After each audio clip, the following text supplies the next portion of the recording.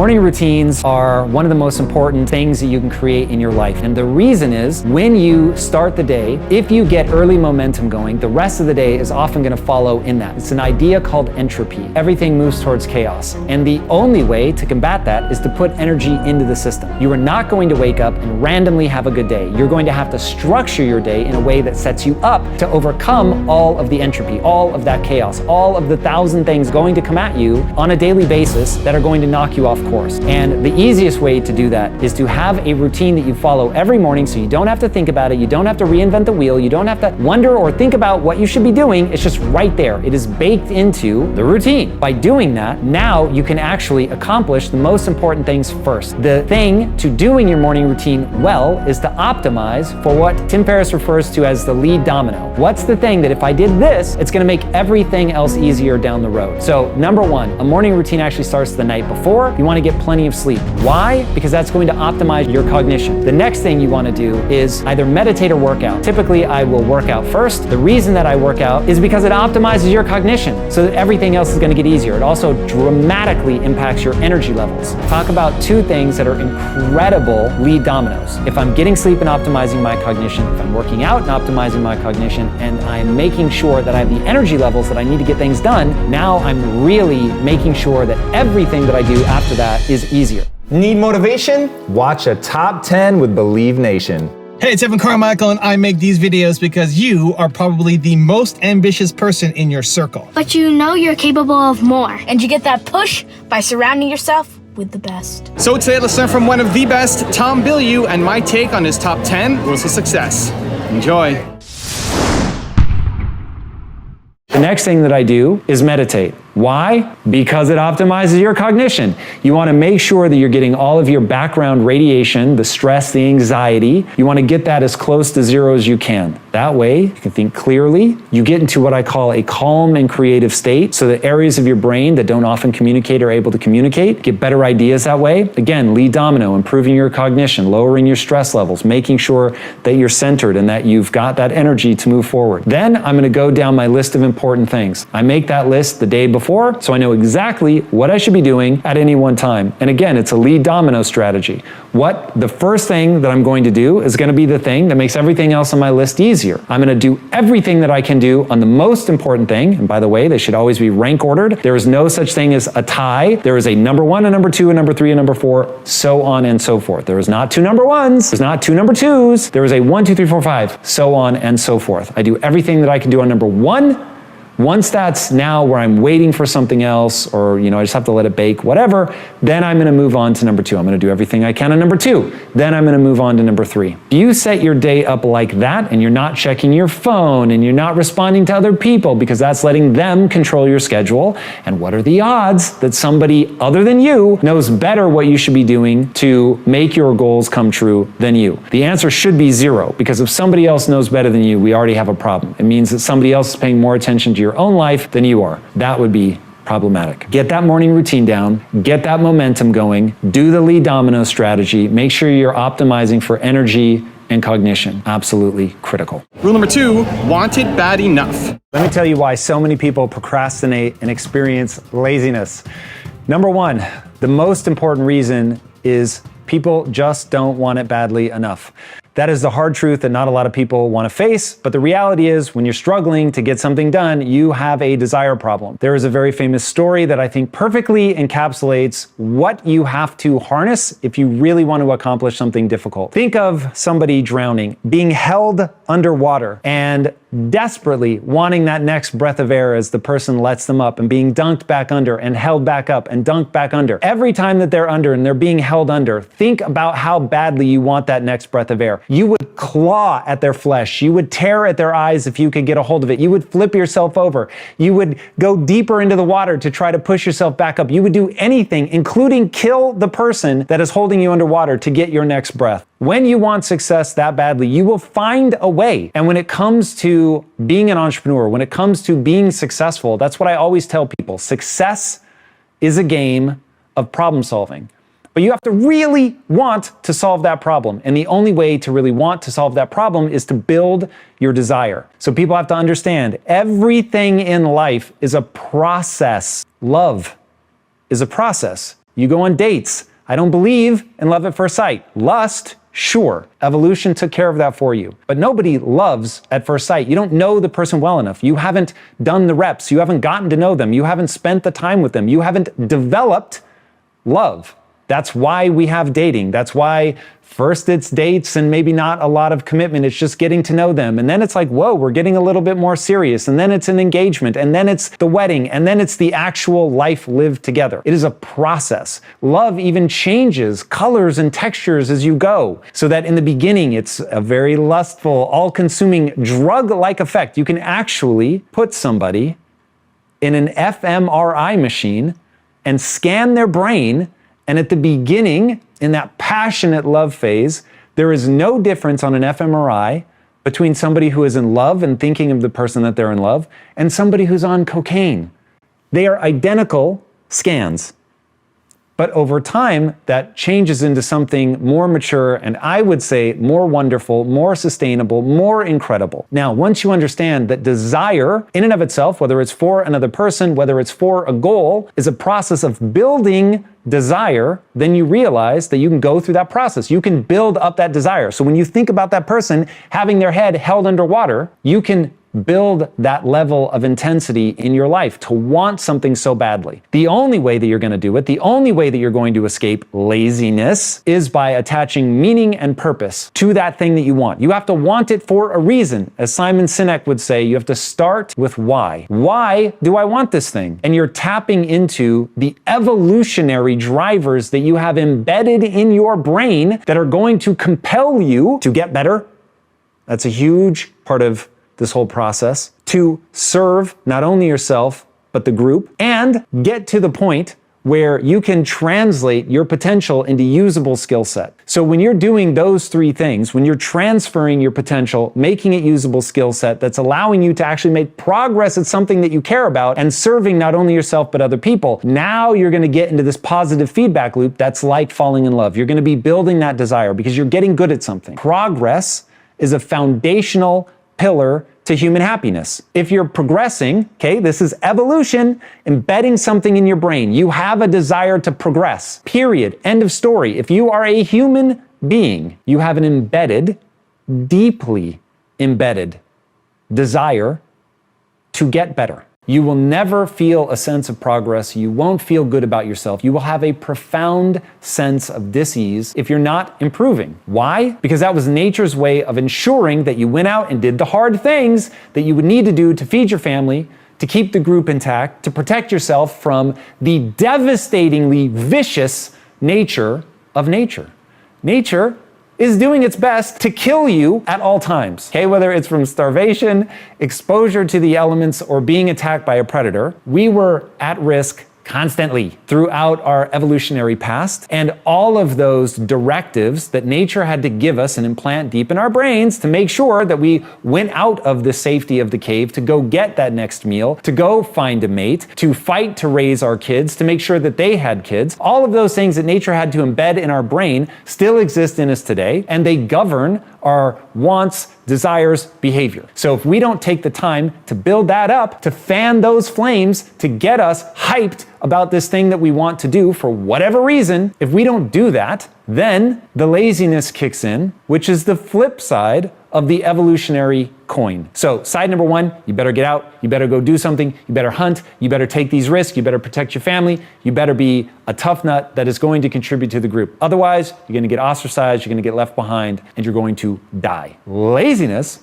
is about, yo, this shit is hard. Finding calories is tough. You've gotta go out and forage, hunt, kill, chase, defend yourself against this thing that you're trying to take down. And once you get those calories, it was a lot of work, and oftentimes you had very little to show for it, especially if we're talking plant matter, which from a caloric standpoint is not very dense. And it's not like it is today, where we have farms everywhere. You had to literally hunt and forage in dangerous spaces in order to get those calories. So you had to have a competing desire to chill. So you've got this desire pushing you forward to make sure that you do hard things, to make sure that you're progressing, contributing, getting better. But then over here, you've got this weird ass, completely contradictory desire to chill. Because the brain, if nothing else, there are two things that just gobble calories, and that is muscle and brain. And your brain, by far, is the hungriest thing in your body. It's something like 2% of your body weight and takes up 20 to 25% of your caloric intake just to run your brain. So you can imagine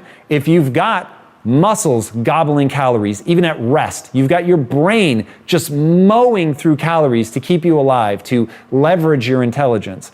Then you better have a directive embedded in your brain that once you've gone out and done the thing, whether it's hunt, protect, mate, whatever, that you then relax. So you're always going to have these two competing desires. It is a very weird part of the human experience. So to overcome that laziness, you've got to have a very compelling reason to go out and hunt, especially when the grocery store is right down the street and for very cheap, you can get plentiful calories. You can swipe left or swipe right and decline or find a potential mate, right? Everything has gotten so easy. You have to have a compelling reason to go out and do these hard things. But if you don't, then you have this profound sense of disease because, again, progress is a foundational pillar of human happiness. So people procrastinate because nature is telling them to procrastinate. They are lazy because nature is compelling them to be lazy. And if you don't build the desire to overcome those things, if you don't build that up, walk that process, do the things that you need to do to fan the flames of desire, then you won't. You will chill. You will relax. Because that's how nature designed you. So you have to go down the process of building desire. Now, the process of building desire is very simple, and I will walk you through it. It goes like this. You're going to tell yourself your why. I am doing this for this reason. I want this goal for this reason. For me, I want to build this mega media company because I believe that the only way to break the relationship between your zip code and your success is through ideas, that it is a mindset problem, a belief problem, a value system problem. It is not a money problem. You can actually, just by where you live, dramatically increase the likelihood that somebody will remain poor generationally, okay? That's an idea problem. That's a mindset problem. It's a way to think about the problem. It's not an IQ problem. Plenty of smart people. It's an idea problem. Since I believe that, and I believe that the best way to get ideas across is through story, I'm building a media company to help people like the people that I have known and loved that did not succeed because they had the wrong frame of reference. Now, the idea of frame of reference is beyond the scope of today's video because I have known extraordinary people smarter than me that did not end up having success that they could have had if they had that right set of ideas. I have dedicated my life to building this media company. That gives me a pretty compelling why. There are people that I know and love that I can think of when it gets hard and I'm exhausted, I'm tired, and I do not want to keep going. I don't think about money. I don't think about adulation. I don't think about recognition. All I think about is those people having a better life or their kids having a better life. And that is what propels me forward. Or I flip to the dark side and I think about the people that want me to fail. Again, this may be outside of the scope of what we're talking about today, but I have these things that I tap into that fan the flames of my wanting, that make me want it badly. And when I can capture that sense of wanting the success the way that a drowning man wants that next breath of air, then I have the willingness to fight, to keep pushing, to do the thing. Rule number 3, be a resilient leader. Recognize that in this dynamic, you're a student and not a teacher. And this is hard, man. This is really hard for people, but this is the real stuff. Like, this is where you have to recognize, me as a CEO, I've got to recognize when I'm the student. And so I'll put forth an idea. If an expert in that space is like, that doesn't make sense for this reason, I'm like, respect. This isn't my area of expertise. But when I know something, then I'm going to go to the mat for it. And so you want to co-create, but within the context of a meritocracy. So never lose sight of that. Otherwise, you can get paralyzed by trying to protect everybody's feelings. This is where you come to be hardcore. This is where you come to be resilient. This is where you come to learn where, hey, we want your opinion. We are desperate for it. We don't value ourselves for being right. We want to hear it. But if your idea is bad, we're just going to say it's bad. And by the way, I want you to tell me if you think my idea is bad. I'm not above that. Nobody's above that. We've got a goal. We're going for the goal. And anybody that's serving that goal, that idea is going to win every time. But if all you want is to be heard and understood, then you're going to get mowed over. You have to be more resilient than that. You have to be. You have to be. Like, I want good things for you. I want to see you become a badass in your life.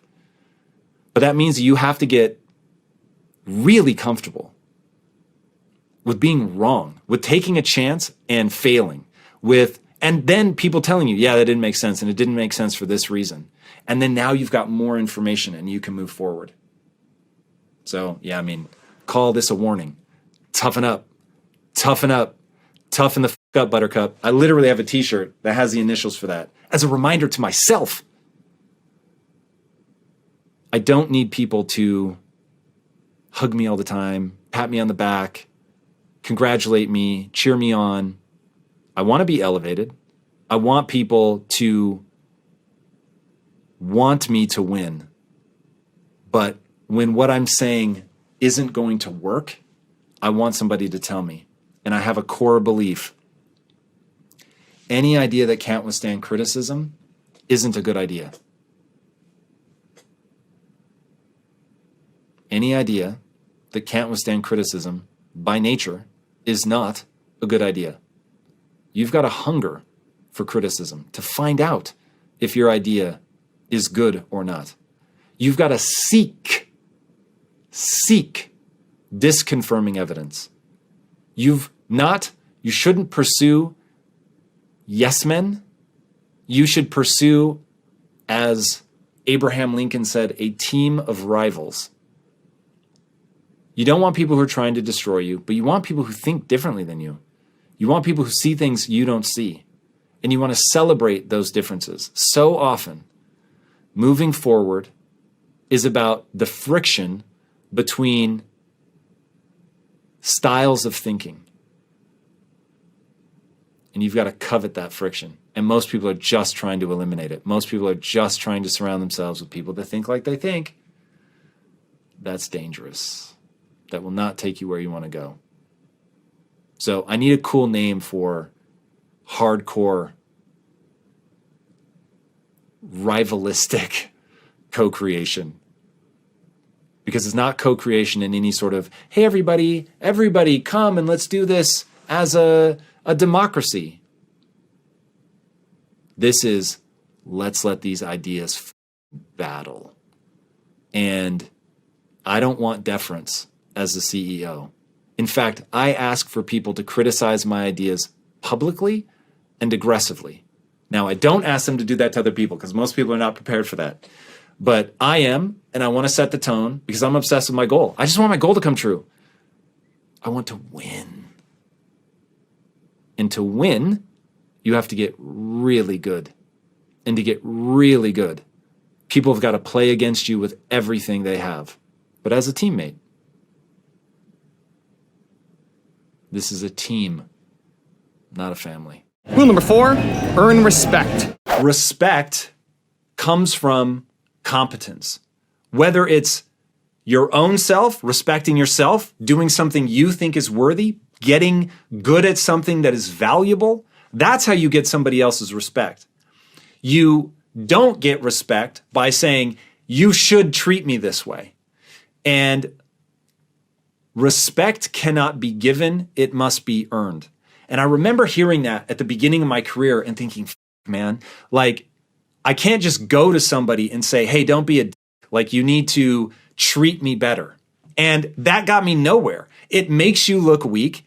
Like you said, I mean, you literally put in the question where my facade kind of fades and I slip back into my normal self and eventually I completely lose the respect instead of getting it. Okay? This is a game of confidence.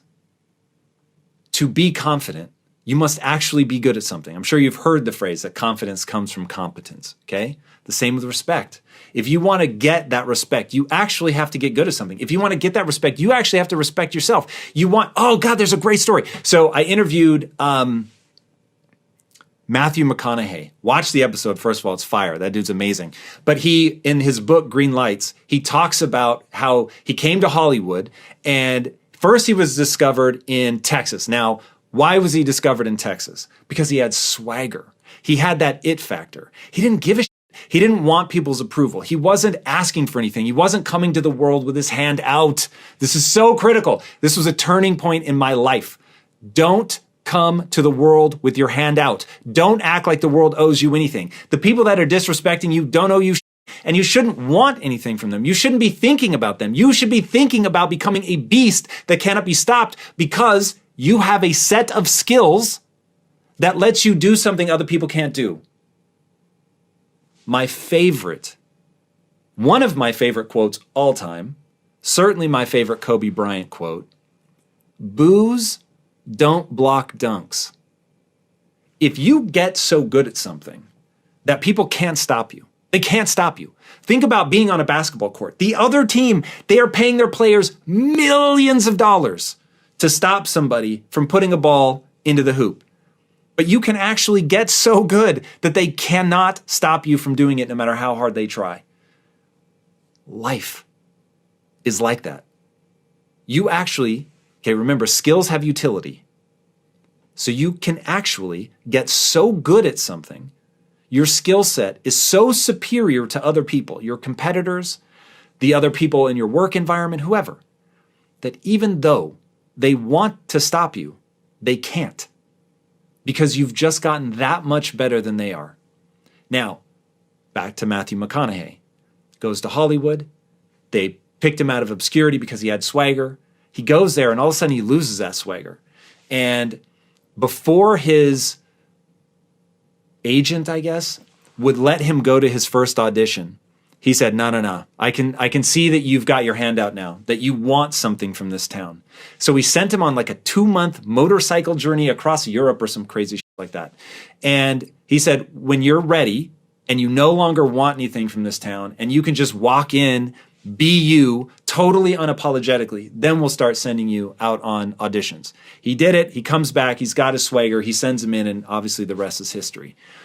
Man, that's just hard. And I know that people want an easier path forward, but the reality is you have to get so good you can dunk on even the people trying to stop you. That's just the truth.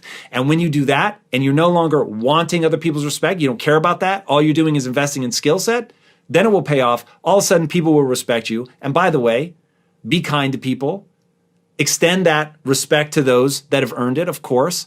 But don't be cold or cruel, even when people are being that way to you. I can't tell you how much that will pay off in the end. Also, to make sure you're actually taking action after watching this video, I've designed a special free worksheet just for this video. The worksheet will highlight all of the lessons learned in this video, as well as pull out our 3 favorite learnings and quotes that will inspire you to actually do something. The worksheet will also give you space to write down what your key takeaways are and your specific plan of action to make sure you're getting results. If you want the worksheet designed specifically for this video, absolutely for free, there's a link in the description below. Go click on it and start building the momentum in your life and your business. I'll see you there. Rule number 5, lead from the front. On balance, people see the rate at which I improve. They see that I have a goal and I'm a servant to that goal. And then I build skills based on what will take me to that goal. And because I win on balance more than I lose, people still follow. So leadership is not about perfection. It's about progress. Have you ever dealt with a bad leader? If so, how do you go about it? Yes. I think we've all seen bad leadership.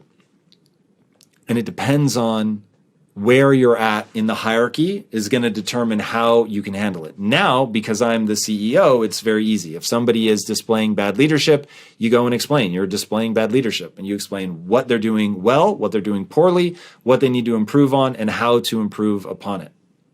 And you just lay it out. Like I said, at Impact Theory, there is only one way. Own your opinion, speak up, or get out. And that's not true for anybody more than it's true for me. So I have to tell people exactly what I think they're doing right, what I think they're doing wrong, and then help them adjust. If you are reporting to them, then it becomes a very different game. Now, I would hypothesize that if you have a toxic leader, somebody who is not going to listen, somebody who is abusive, whatever, that you have 2 choices. You can either outperform them and go around them, which I would never be shy or bashful about, or I would leave the company. But personally, I would not just sit there and suffer in silence. So at the end of the day, you want to play a long game. So, outperforming, I cannot tell you the number. I almost got in a fist fight once because I got hired at the same time as another guy and just kept getting promoted above him until I was his direct boss. And he was very displeased by that. Nobody, well, I won't say nobody, most people can't handle that. And in that, you have to figure out how to get around somebody that's toxic. On the other hand, if they aren't toxic, but they're just displaying bad leadership, an open conversation with them is the first place to start. Give them a chance to improve based on improved understanding. So coming to them and saying, hey, I feel like you led me astray, or I feel like I'm not getting what I need, or whatever the problem is, in very simple, clear language. Don't do it cruelly. Don't try to be punitive. Don't set out to make them feel bad or stupid. Just say, hey, here's what I'm looking for. Here's what I don't feel that I'm getting. And I would love to discuss if there's something that we can do so that I can get these things that I need, either from you or from somebody else. But oftentimes, people don't realize where they're going astray. And oftentimes, people have never had that kind of direct and open feedback. Now, it is going to sting. That is going to hurt them. And I would actually encourage you, it might be worthwhile to get one of their peers to come into that meeting, which of course they're not going to love, but you're going to avoid a he said, she said moment. And this is where the culture of the company comes in. At Impact Theory, we tell people that they need to do that. So if you've got conflict between two people, you need to bring somebody in that can sort of mediate that disagreement so that we can figure out what's going on. We are not an organization where it's like, hey, go tell HR. You need to tell that person directly. You need to let them know if you don't get the response that you want from them, go to somebody else. This is not a company where you suffer in silence. This is not a company where you bitch behind people's back. This is a company where you speak directly to people. Now, a lot of people can't handle that. And I get that there are realities to be faced about feeding your family, keeping a roof over your head, all of that. There are also realities to be faced. Not everybody's like that. There are amazing people out there that are extraordinary leaders. There are companies with incredible culture, and you can find them, but you have to look. So in this particular example, it starts with very direct, open, and honest communication done in a way that is protective, so that you've got somebody else there, so that there's not going to be some claim about insubordination or whatever. And if you really are looking for a solution and not just a punishment for bad leadership, then you guys can work together and hopefully get exactly what you want. But open and honest communication is the path. Rule number 6, focus on making progress. I can't rule out that you may be in a toxic environment. So let's just say if you're in a toxic environment, that's a real thing. You want to get out of that toxic environment. You want to move on to something else. Like just trying to change a whole organization if they are toxic is not interesting to me in the slightest. Now, toxicity comes from insecurity. So if that helps, it actually does help me to know that when people are mean-spirited, when they like to see other people fail, it's all coming from their own insecurities. I find tremendous emotional relief in that. Now I want to talk about being low. In a non-toxic environment, while I don't think anybody races to have others witness them at their worst, we've all been there. We are all deeply flawed, emotional creatures.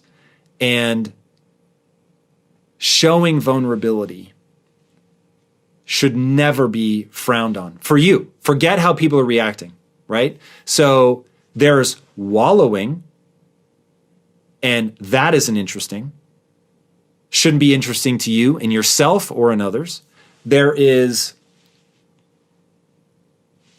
wanting sympathy instead of empathy.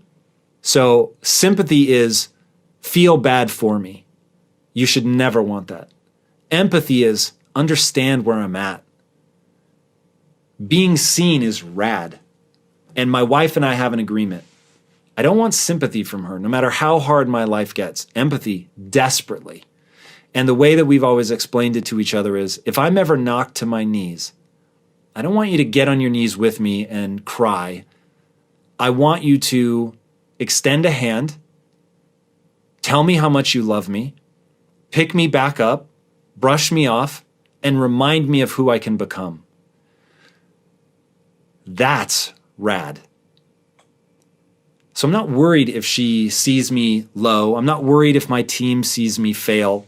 I think all of us, if you're really going for something extraordinary, I think all of us are going to fail at least as much as we succeed, maybe more. And so fearing the low moments is not the right way to think about it. Recontextualize that failure as a learning opportunity. Earn people's respect, not command it. Earn people's respect by getting back up on your feet, not asking people to feel bad for you, focusing on the learning opportunity, show that you have a growth mindset, get your ego out of the way, focus entirely on getting better. And if you rebound quickly with energy and enthusiasm, even if some people take the opportunity to kick you while you're down, in the long run, people will gravitate towards you because they see that you're real, you're not posing. They see that you bounce back, that you don't whine, wallow, complain. You get up, you're focused on improvement and moving forward.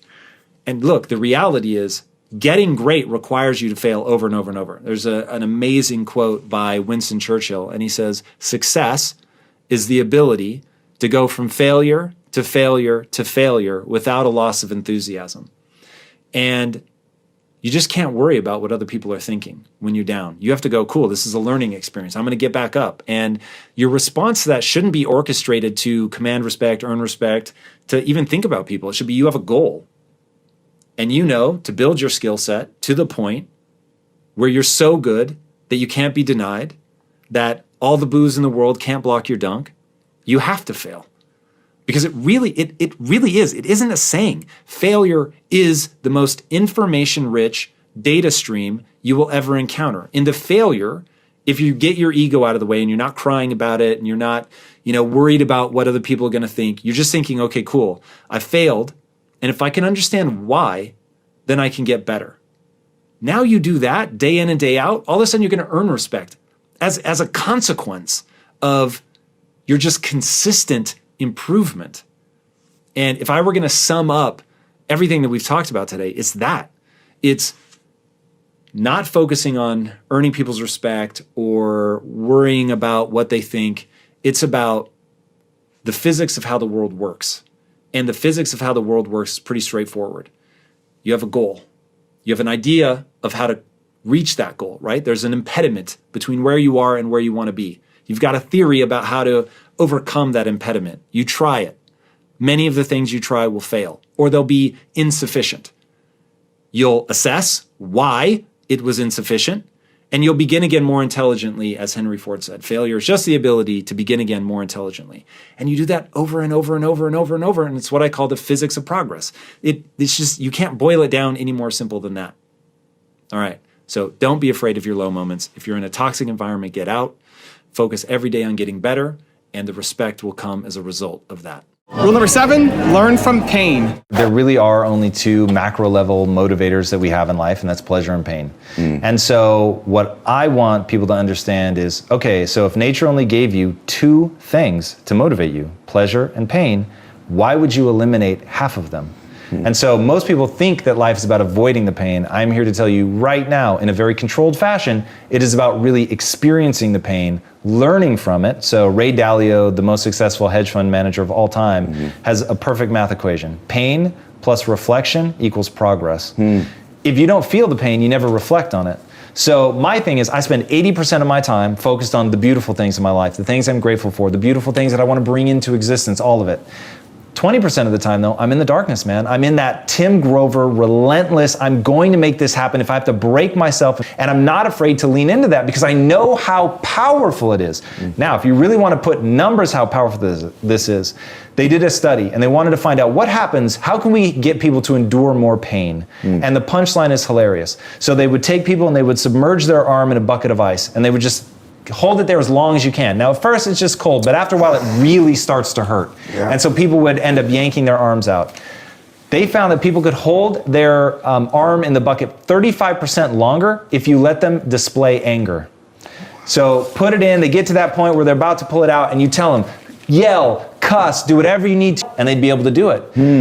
The expression of intensity, even what I'm doing right now, I can feel myself ready, right? I'm ready to strike, my muscles are tense, I've got a different posture, I bring my chin down, there's intensity in my eyes. Like, dude, I'm now feeling that because I'm embodying it, right? So it makes me really feel that.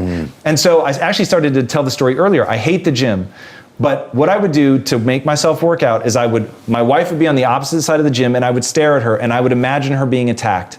And I would imagine her being attacked by people bigger than me, and that the only way that I could fight them off was to get stronger. There was nothing beautiful in it. I was not worried about aesthetics. I was worried about saving my wife. And by stepping into that dark place, and because people are like, what are you doing? Yeah.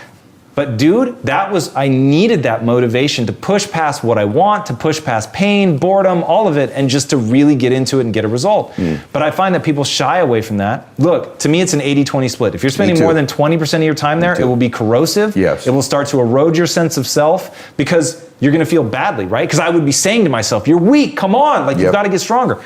If you spend 80% of your time doing that, that sucks. Yes. I don't wanna live like that. Right. But not being able to dip into both, you'll just never hit the level of extraordinary. You may be fine, you may even be good, but you're never gonna be great. Rule number 8, boost your productivity.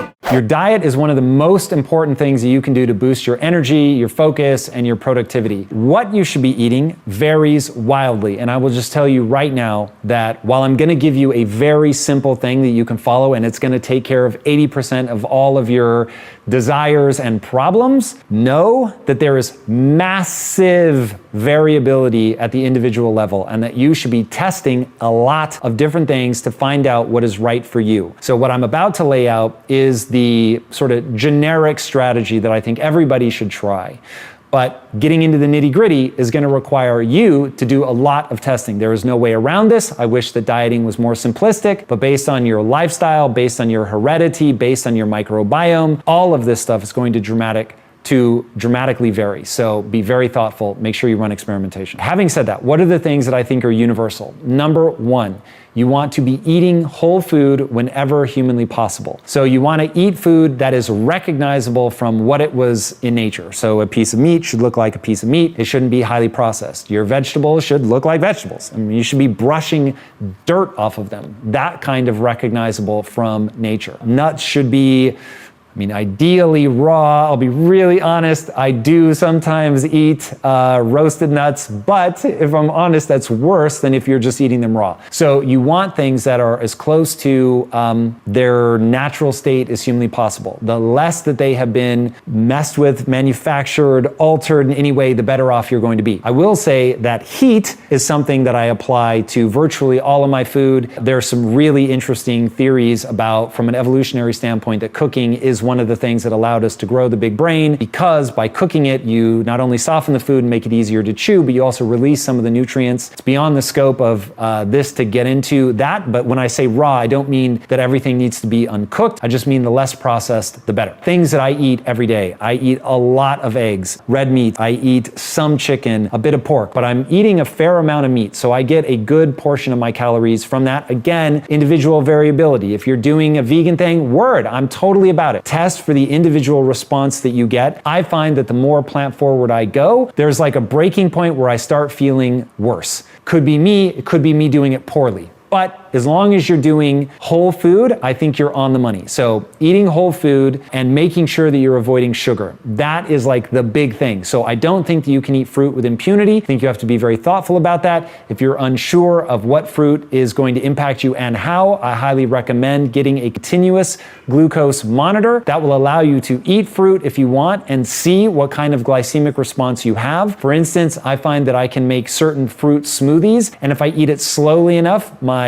glycemic response will go up to about 120. I prefer to keep it in the 80s, but hey, if it goes up to 120 and it's sort of even and it comes back down, I don't consider that too problematic. But if I eat it really quickly and it spikes up to, say, 140, 150, that to me is problematic, and I don't want to be that high. So you can play with things, also what you put in the smoothie, etc. If you're going to eat fruit and vegetables, make sure that you separate fruit and vegetables. Keep those two things distinct. I think you will find by wearing a continuous glucose monitor that you're gonna have a dramatically different response to most fruit than you will to vegetables. Again, there's a lot of variability here, so the more that you test on yourself, the better. But that's really the sort of generic response. Or generic setup that I think everybody should try. Whole food whenever humanly possible, avoid sugar. Keeping your blood glucose below 100, I highly recommend it. For me, I try to keep my glucose in the 80-ish range. That's sort of my default. I also do intermittent fasting. I think that is very effective. Getting into things like autophagy is beyond the scope of what we're talking about right now, but even that I think is going to be huge. Body composition is greatly affected by intermittent fasting. Again, individual variability. Make sure that you experiment with this stuff for yourself. I do, when you average it out, I think I went about 18 months where I was tracking every day. My average over that extended period of time was 17 and a half hours. So on the weekends, it's shorter, but on the weekdays, sometimes it's longer. Sometimes it's 19, 20, 21, 22 hours that I'll go between meals. But again, over a very extended period of time, it averages out to 17 and a half hours of not eating. Now, the way that I do that, I have my last meal around 1:15, definitely done chewing by 2 p.m. And then I don't eat again until the next day at around 9:30, somewhere around in there. Shorter on the weekends, longer during the week, and it balances out. I'm having everything from green leafy vegetables like bok choy, collard greens, kale, broccoli, to carrot, jicama. I do occasionally have some sweet potato. Gotta be a little thoughtful about that one. Watch your glycemic load. That definitely spikes me more than green leafy vegetables, but those are the mix that I use. Again, I'm eating whole foods. Virtually all of my calories come from whole food.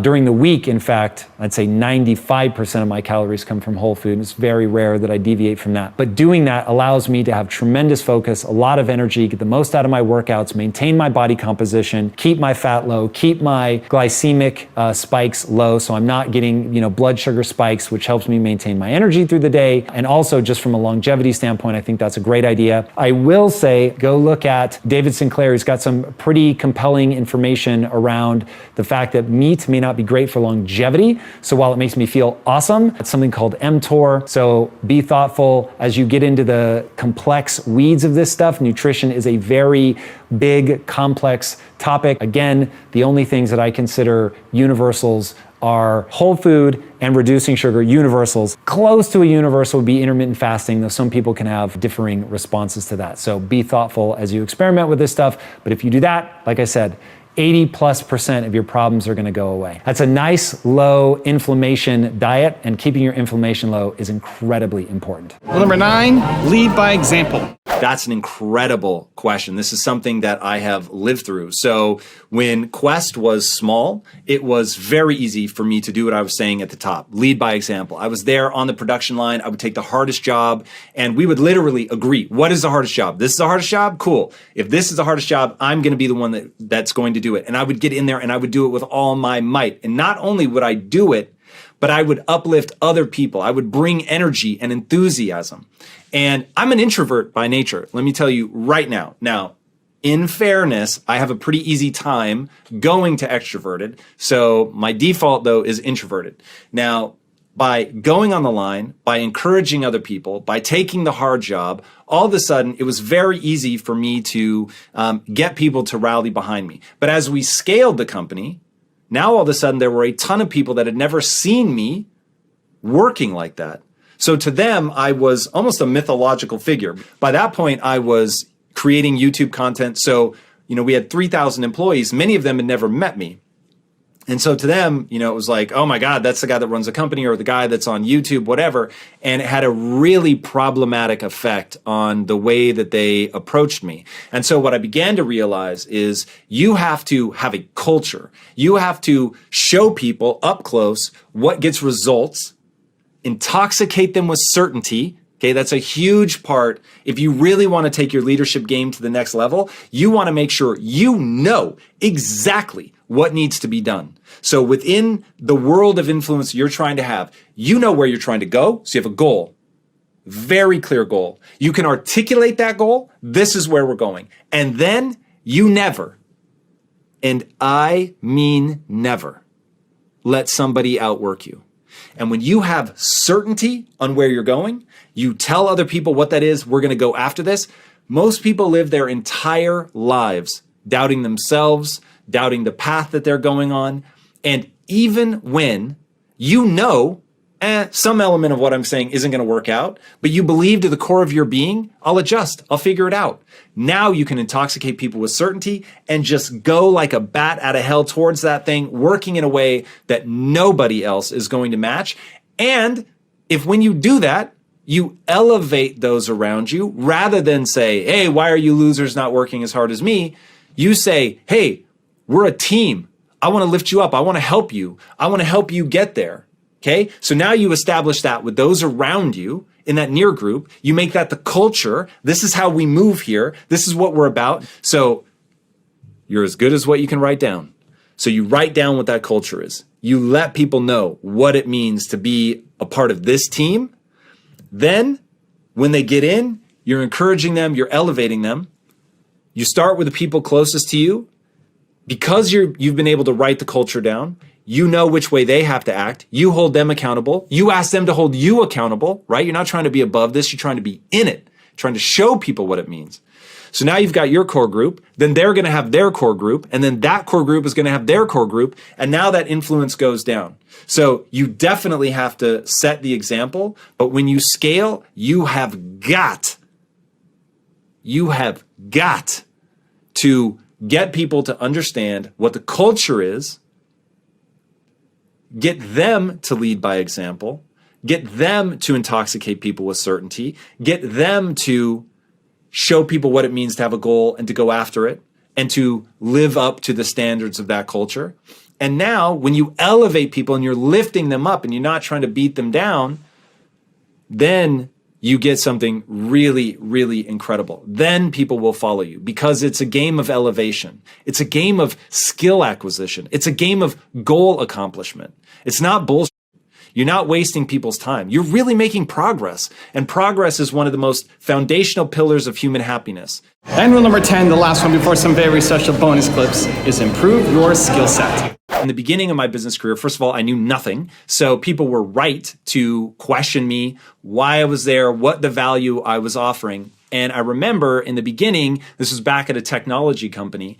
When I had first started, I was hired as a copywriter by the guys who would later become my partners. But at the time, I was just an employee. And people were asking, who's the kid in the server room? I was the youngest person in the company. Nobody took me seriously. I was working in an office where everybody had floor-to-ceiling windows with a view of the Pacific Ocean. It was absolutely stunning, except for me.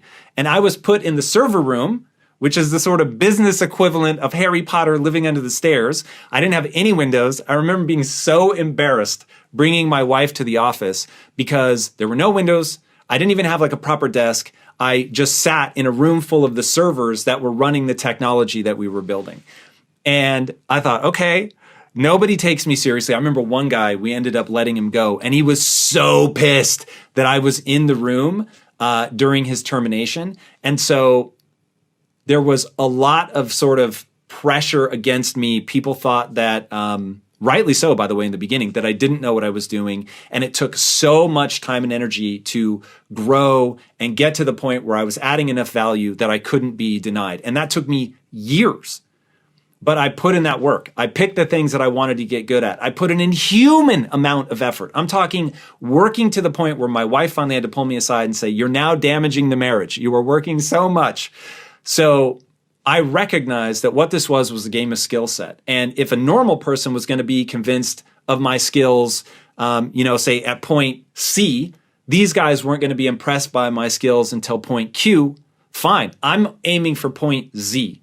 And I'm going to go that hard. I'm not going to ask permission. I'm going to really try to add value. I'm not going to see this as antagonistic. I'm not going to take anything on. I'm not going to see them and I'm just trying to beat and crush them. What I wanted to do was get so good that I could deliver so much results, tangible results for the company, that people would want me on their team and that more and more people would covet to have me help them, that I would reach out to people and try to add value to them, even if it wasn't my job, and just see what are the things that I can do to help.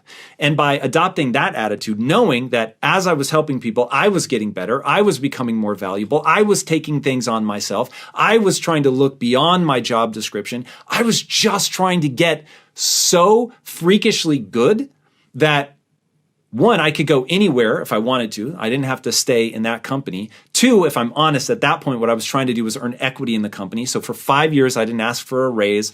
I just put my head down and all I wanted to do was become a partner. And I was just learning and learning and learning and learning. And if somebody made fun of me, dunked on me, yelled at me, whatever, I just self-soothed. That was the big thing, was I realized one of my superpowers was I could self-soothe faster than anybody else. I could focus on skill acquisition, and I tied my identity entirely, my entire ego, all of my pride was around getting better. And by focusing relentlessly on skills, not worrying about other people, in fact, trying to help them, take on way more than my job description, put time in nights, weekends to learn a skill set that I knew would be valuable to the company, and I wasn't even asking for anything in exchange. I just wanted to prove that I could get so good that they were better off offering me a piece of the company than losing me to somebody else. And that's that thing. It's become so frowned on in this culture to work more than you're being compensated for. And I'm telling you right now, if you really want an extraordinary life, trying to optimize for your dollars in the short term is a losing proposition. You want to over-deliver consistently at a freakish level.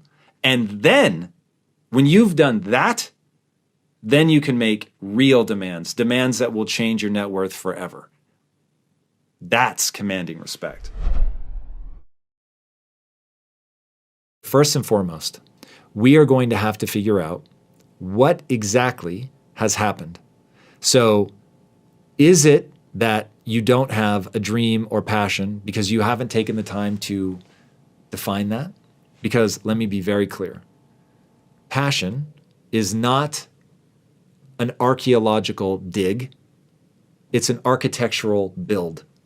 So you don't turn inwards, look inside yourself, and find this glowing ember of passion and excitement that's been sitting there since birth, despite that some people will tell you that that's how this works, but it is not.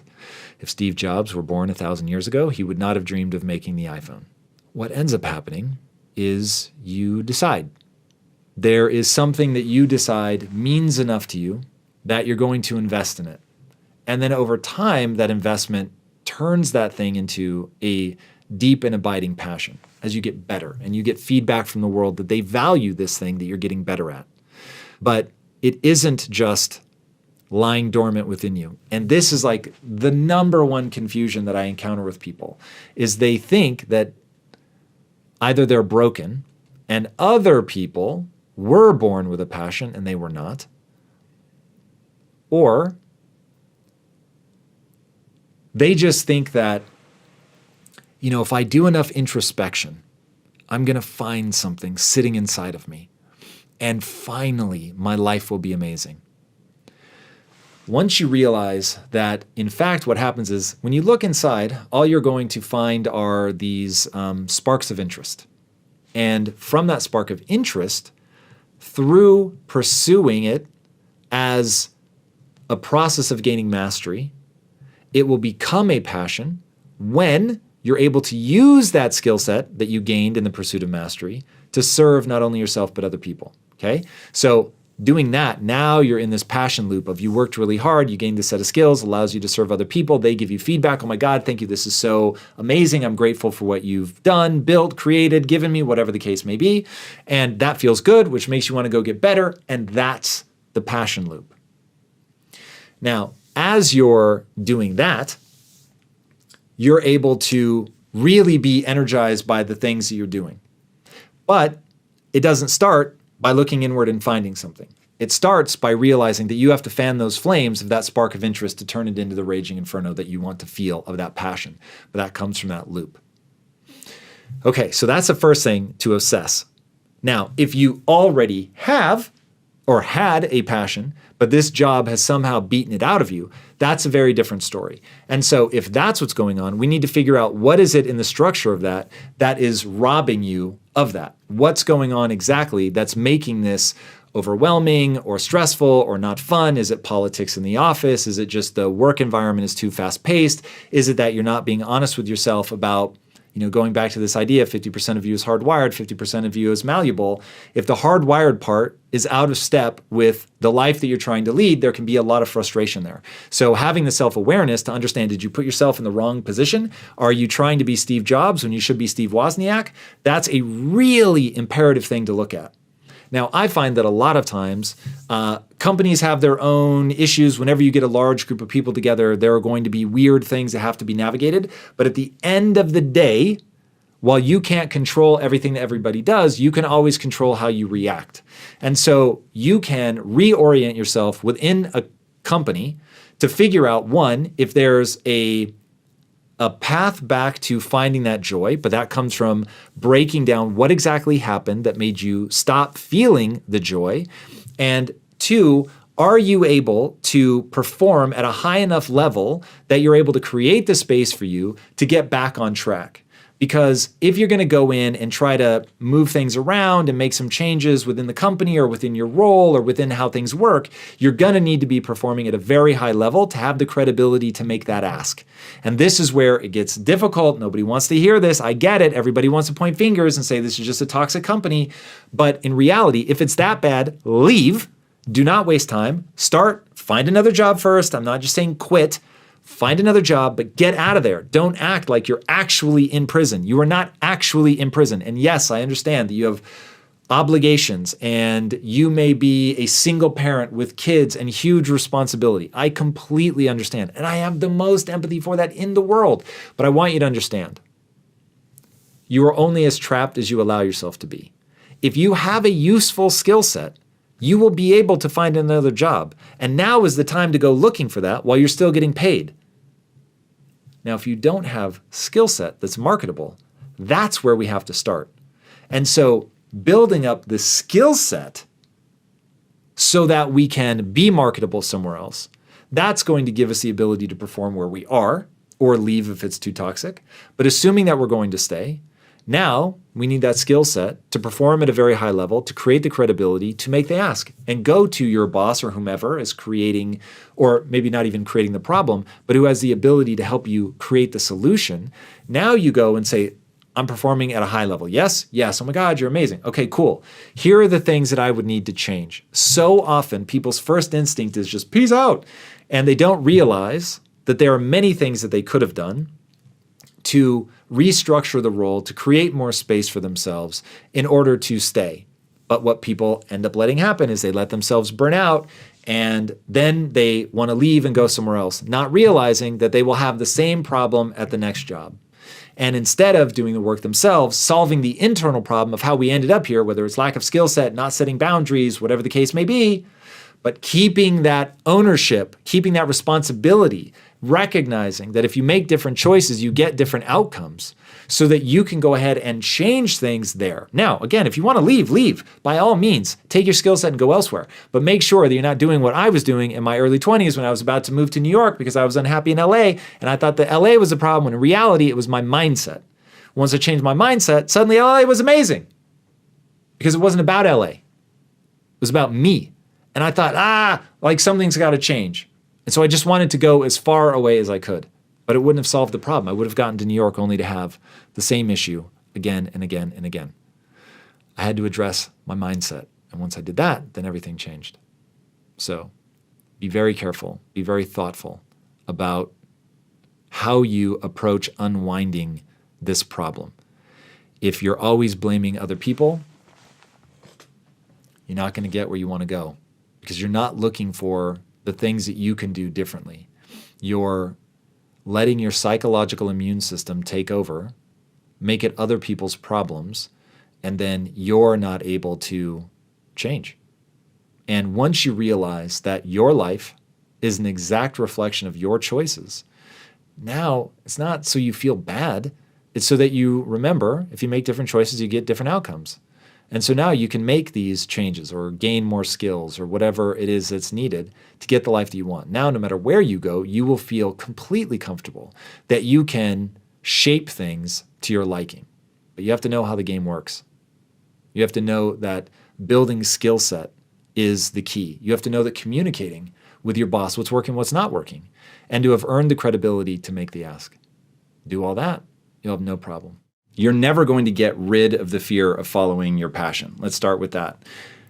As you said, there is no such thing as arriving in life. And this is one of the main ideas that I want people to really grapple with as you think about how to live your life well, is that there is no success big enough that you can stand in that success and that it will last forever. Really, this is a game of neurochemistry. This is how you feel. This is what stresses you out. This is what do you love. This is an ever-changing roller coaster of emotions. And so understanding that you could fail at a job that you hate, I think this was Jim Carrey's advice to his father, that you could fail at a job that you hate, so you might as well at least try the one that you're going to love. Now, that doesn't mean that we just throw caution to the wind, and we're going to get more into that with some of the subsequent questions, but recognizing that you will never reach a destination. The only destination in life is death, and that is not a worthy aim. You shouldn't be thinking about that or focusing on that or thinking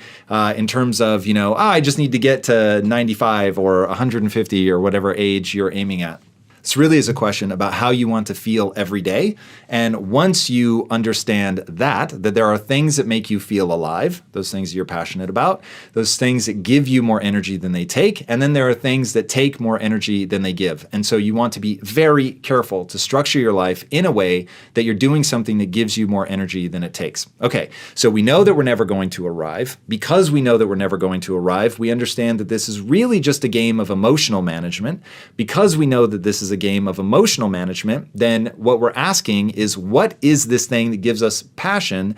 Is it giving us the neurochemistry that we want? Or is the thing that we're passionate about so high risk that even though it would be fun in the abstract, once I really commit to that and make it my job, it stops having that same sense of giving me energy. And that's the tension. This is where people end up not being able to make a decision because they have not yet figured out how to optimize their life in such a way that they can pursue that thing that they're passionate about without that sense of joy and excitement and that incredible thrill of getting better at something that you love doing. And that even when it's hard, it's giving you that energy. Because people can get lost in that, they get in there, they think this is going to be amazing, that passion turns into a job, and then they lose the enthusiasm, or there's so much stress and pressure around having to be successful at that passion because you no longer have the safety net of a job or whatever the case may be. They don't recognize that just pursuing something that's your passion on paper isn't necessarily going to solve that problem. That the problem fundamentally is that life is an ever-changing roller coaster of emotion, and the name of the game is to manage those emotions well. Okay, so how do we set it up? If we have a passion and we want to follow that, how do we do it well? So we know that we're never going to get rid of the fear until we have predictability and stability in terms of the financial things that we need. And I would say we want to take care of that. We want to make sure that we have as much safety and security on the financial side as we can to give us the room to pursue the things that we're passionate about. Now, the fastest way to do that is to cut your expenses to the quick. If you don't have an expensive lifestyle, this becomes a whole lot easier. And one of the mistakes that people make is they're living a lifestyle that's beyond their means, and so they have to keep making this massive monthly nut, and so it becomes very stressful to pursue that thing that they love. Okay, so we're either going to recognize that we have to reduce our expenses so that we don't have to worry so much about money, or if we already have a job that pays well, we have to pursue our passion in nights and weekends fashion such that we can build that financial stability so that we can then progress. Okay, so getting that stability there I think is really important. The people that have the strongest home life take the biggest risks. And oftentimes pursuing that passion is going to be a risk. So instead of trying to eliminate the fear, we're going to structure our life in such a way that the things that trigger the fear aren't as high risk. Okay, that's a big part of this. Then we want to make sure that we're structuring our passion in such a way that it doesn't end up robbing us of the joy. So we want to experiment with what our passion looks like as a financial endeavor. And I think that's a very important experiment to run. Again, nights and weekends without making any major life choices is going to be very important. Now, if we're in a situation where the odds are stacked against you, this is where the first two things that we just walked through become incredibly important. You want to make sure that you've got your finances taken care of so that if this fails, that it doesn't drag you down. That will make it not fun. And again, there's no accomplishment so great that you can stand in that forever. So even if you were to be successful, you still have to deal with the emotional management. So do not put yourself in this hyper-stressful situation where you're always living for the future, because the success is not guaranteed, but the struggle is. So the key is to struggle well. That's the answer. Get after it. To make progress and to fail forward, to really figure out when you make this catastrophic error, you have to conceptualize it in the right way. So when you're trying something, recognize that as a hypothesis. So number one is to recognize, I have a goal. My goal is over there. I'm here. There's a gap between my goal and I. I need to know what that gap is. I need to understand it. I need to know what the impediment is. I need to recognize why. If I just keep doing the thing that I'm doing now, why am I not going to get where I'm going? Okay. So first you have to identify that. Now, once you identify that, then it becomes a question of what is your best guess, which is called a hypothesis. So you make that hypothesis, which again is just your best guess, as to what you would need to do. It's very important. This isn't thinking. We're not going to live in the abstract. That when we finish this, it's going to tell us to do something. So what would I need to do in order to overcome the obstacle that stands between me and my goal? If your major goal is like way down the road, you're going to have to break it down into smaller goals. And so this goal with my next 15 minutes is how I tell people to think of it. When you understand your goal clearly enough and you understand the impediments clearly enough, you know exactly what you should be doing with the next 15 minutes. Okay? That's the level of clarity that you need. So, okay, cool. I've identified this, what the thing is that I believe I need to do. It's a guess. Don't wait for lightning to strike. Don't wait for anything to be self-evident. You have a best guess as to what you should do with the next 15 minutes. And then your 15 minutes stack up to your best guess, over a week or a month or a quarter, whatever, however big that project is. Then you're going to do that thing. So I have a hypothesis on what would be the most efficient way, most effective way for me to overcome this obstacle. And then I'm going to do that thing. And that thing is either going to work or it's not. And if it works, amazing. Did it work as well as it could have?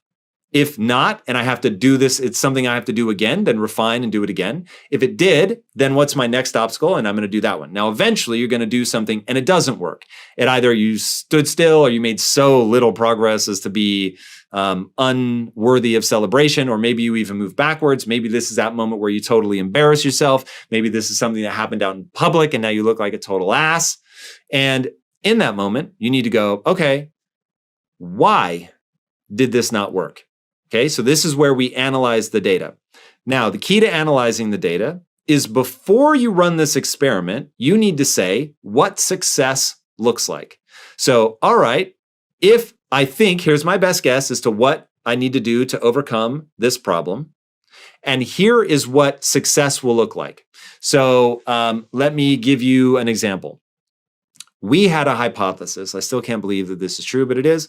We had a hypothesis here on our YouTube channel that if we put guests, if we took a photo of them or pulled a screenshot from the episode where they're doing something with their hands, that the click rate will go up and that the click rate will positively impact our monetized views. Okay, so that's our hypothesis. We test it. I still can't believe this is true, but it works. And it doesn't just work most of the time, it works almost all of the time. Now, you never have one blanket statement where it truly works for everything, but I'm talking north of 95%. So, hey, we had this hypothesis, it worked, we did it. Now, the number of times where we had a hypothesis, hey, put make the text white with a drop shadow. We tried it and that didn't work. And it's like, wow, I can't believe that didn't work. It looks so much better than black text, but it keeps losing over and over and over. So in that moment, it's like, okay, well, I really thought this was going to work, but it didn't work, and you try something else. Now, when it's something where there's emotion involved, that gets harder for people to get clear on what the data is. And that's why you have to have a very clear understanding of what success looks like. In fact, right now, we're all going to make a promise to ourselves. You can do it silently. We don't have to have everybody shouting it out. But you're going to make a promise to yourself right now, because if you follow through with what we're about to say, everything will be different. If you failed to do this, you'll come back a year from now and you're going to write the same shit on the wall. I promise, because this is the part that you have to break out of. Make yourself a promise right now that you will disengage your sense of self, your sense of self-worth from achievement. And you're going to marry that to pursuit. Once you are wholly focused on sincere pursuit, everything changes. When you're focused on outcome, when you're saying to yourself, I want to get rich, I want to win the Academy Award, those are my dreams, it's an end state, right? It doesn't work. Like, here's one of those things. Things become trite because they're so true. So please, for the love of God, don't make people repeat the most obvious shit ever, like money can't buy happiness. Okay? Money can't buy happiness. It can buy a lot of cool shit. It bought me a really nice house. In fact, baby, show the photo. Yeah. We actually own part of that jet company. I'm not joking. How crazy is that? We know the CEO. There was one time where I was trying to get on the flight and they were giving me shit. I can't remember why. And I called the CEO up and I was like, yo, you need to talk to your gate agent. Like, that's money. It's bananas.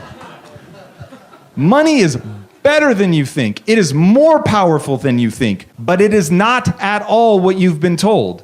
Money solves money problems, and that's awesome. And there's a lot of cool stuff that you can do with money. There's no joke. So we run impact theory out of our house. Our house is like 10,000 square feet, swimming pool, balconies, all that crazy shit. One of our rooms is actually called, when we bought the house, they called it this. It's called the Great Room. And that thing is big.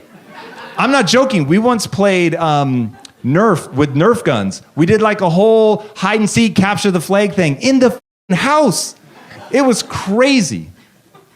So money does really extraordinary things. People will chase money forever because money actually has utility. So I am not the guy that's saying, oh, money doesn't matter, or money's not a thing, or money's not worth the pursuit. What I am saying, though, money really can't buy happiness. The very thing that you're pursuing in your life is very simple. It is fulfillment. That's it. Now, I sum up fulfillment very simply. How do you feel about yourself when you're by yourself? Do you feel good? Do you feel like you're making the most of your life? Are you tapping into what the Greeks call techne? Are you working your ass off? And that's a key component. Is it hard? Are you working your ass off?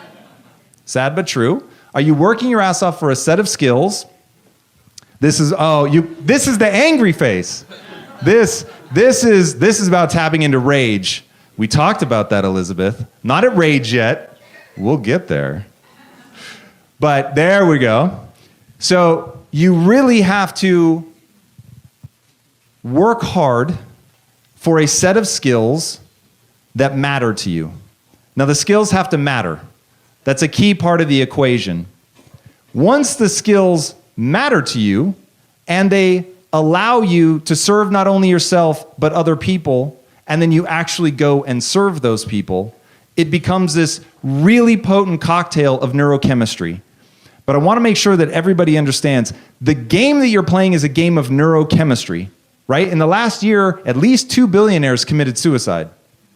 So I mean, that's heartbreaking when anybody commits suicide. But when billionaires start committing suicide, if the answer is not just self-evident beyond all imagining that money is not going to solve the problems that exist between your ears, there's nothing more anyone can tell you.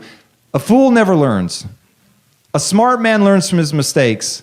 A wise man learns from the mistakes of others. On this one, I'm begging you, be wise. I'm not telling you not to chase money. I'm just saying it's not going to feed you emotionally the way you think it is. So you've got to completely divorce yourself from this notion of outcome and become completely obsessed with the idea of sincere pursuit.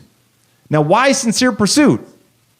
The reason to tie your sense of self, your self-esteem, your pride, your ego, your identity, all of that, the reason to tie that to sincere pursuit is it's the only part you can control. I cannot promise you that you'll ever be successful. You cannot promise you that you will be successful. But you can promise and know, if you actually did it, to show up every day and really pursue it. You control your mindset. You control how you feel about yourself. Nobody can actually get you to feel some kind of way about yourself. You allow that shit in, right? That's like the cheesiest self-help shit you're ever going to hear. But it got cheesy because it's so true, so people repeated it a lot. And if you lose sight of that, if you lose sight of what you allow yourself to think is going to control you at a neurochemical level, and at the neurochemical level, that's going to influence then again how you feel and how you think, and then you get into this death spiral where you're thinking negative shit, you believe in the negative shit, which makes you feel badly about yourself, and then you get stuck in that and you can't get out. And you see a lot of that on the hopes and fears. People afraid they're never going to be able to break free. People in this room that took the time to write it down that they were never going to get out of that negative loop. And that negative loop is really real, but here's the thing. The negative loop is based in biology. And once you begin to understand what the biology is exactly, then you can begin to take control of your life. And step one in the biological train is to break the tie that you have between outcome and worth. Once you begin to break that down, then you can step to naked and raw and say, all right, this is just practice. And once you're in that mode of practicing, you're in skill acquisition mode. And the name of the game is skill acquisition. Like it really is sort of that dull and boring. It's just about getting so good at something that you can't be denied. And that's one of those things, like I'm going to say that phrase so much that I worry that's going to become trite, but that is one of the most awe-inspiring notions on the planet. The thought that you could become so good at something that you leave people in awe, and when you can leave people in awe, you can do just about anything you want with your life. What steps can I take to bring my focus to the one thing I'm working on while blocking out all else? All right, so the real key is you've got to learn to compartmentalize. So what I do to begin my compartmentalization is I create a list of all the important things that I should be working on. I put that list in order. This is very important. Getting good at prioritizing is an art form. It is critically important that you get good at that art form. And as you begin to break things down and put them in order, now you can tell yourself, hey, this is what I should be working on right now. So rather than trying to digest all the different things that have to be done, it's I'm focused on this one thing right now. And my only job right now is to focus on that thing. And so by not letting your mind wander, and this meditation is very good at bringing your focus back to the breath, which teaches you to bring your focus back to whatever. So I've got a lot of things, many things competing for my attention, but I know what my important things are. I'm working on the number one thing right now, let's say. And so this is my entire world. And if I find myself wandering, I bring myself back. Now, part of the reason that I can invest so heavily in that is because I have the belief that that's the most effective way to work. So since behaviors follow beliefs, you want to make sure that you put that belief in place, which is true, by the way, that you can do everything that you want to do, just not all of it at once. So everything has to be done sequentially. You can't do everything at the same time. And this is why you have to prioritize things out. So if we know that multitasking is actually a myth and that you can put people in brain scanners and what you're seeing, people who seem like they can multitask, what they're doing is called rapid switching. So they don't have what I have, which is high switching costs. When I get in a flow, man, I can go and go and go. But if I try to bounce back and forth between things, then I pay this high price and inefficiency between the switching costs of switching from that task to this task. So I focus, I stay on one thing, I have them in order, I know what I'm working on, I remind myself that I only have one job in that moment, that is to work on that thing. I know that that's the most efficient way to work, and I know that I'm good at prioritizing things, so it becomes very easy, boom, boom, boom. And then you just hold yourself accountable to actually doing that. Practice makes perfect. You might have a difficult time in the beginning. Start meditating if you need to train yourself to come back to the breath over and over and over, and then you can just apply that to whatever you're working on. Come back to the project. If something is really high value, really important, the most important thing you could be dealing with, then you're going to do everything you can do to move that ball forward. Now, inevitably, no matter what it is, there will be times where you will get to the point where you need a break or there's nothing more that you can do, whatever. And so you're going to do everything that you can do to push that ball forward. And then once you need to move on for whatever reason, or you're waiting for something, then you go and focus on the smaller things. But don't be afraid to say, this is my number one priority. And so other things are going to get less attention. So one thing I always tell people at Impact Theory is doing less is always an option. What's not an option is hating your life. Okay, so we're not going to do things that allow us to hate our life. So if I know, hey, I've got a health issue, I have to go really ham, but I also have all this knick-knacky bullshit that I have to deal with, I'm going to take care of my health first and foremost. I'm going to cut out things that don't have, anything to do with that because they are less important to me. And we went through this with Lisa, and that meant that she was doing less at work.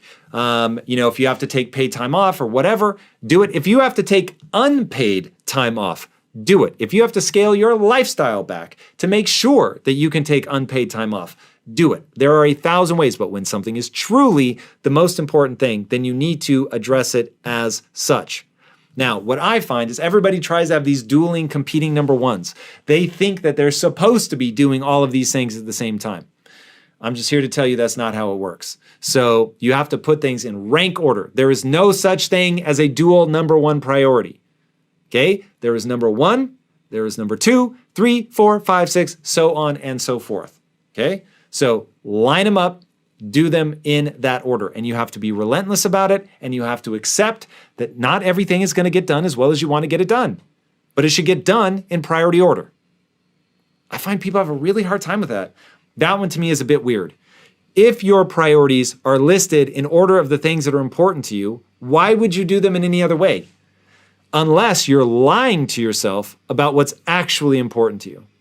So if what's really important to you is what your parents think about you, well, then you might start making stupid decisions because you're not being honest that what you really want is to please your parents.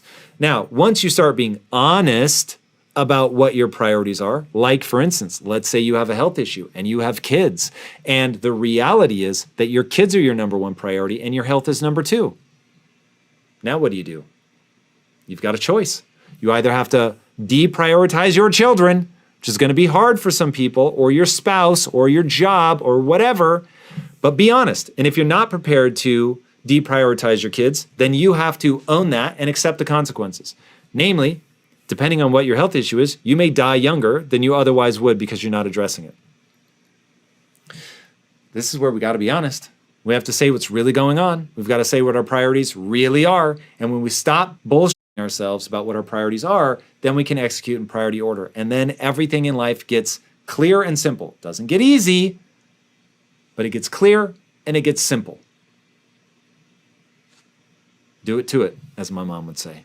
1, perfectionism isn't going to be the thing that serves you. What you want to do is focus on what goal are you trying to attain, and then what's it going to take to get to that goal. 99 times out of 100, when you're doing something, let's say at 80% perfect, you get the result, you get the vast majority of the accolades or the success metrics, all of it can be got without having to go all the way to that last 20%. And that last 20% is when you can drive yourself absolutely insane. So you want to be really thoughtful about what standard you're holding yourself to, because if all you're thinking is, man, it's all the way or it is nothing, then what you have to admit is your goal is perfection. Your goal isn't the thing you're trying to accomplish, right? The goal isn't to be a better parent or a better spouse or better at your job. The goal as you are behaving is perfection. Now, if when you say, yes, my goal is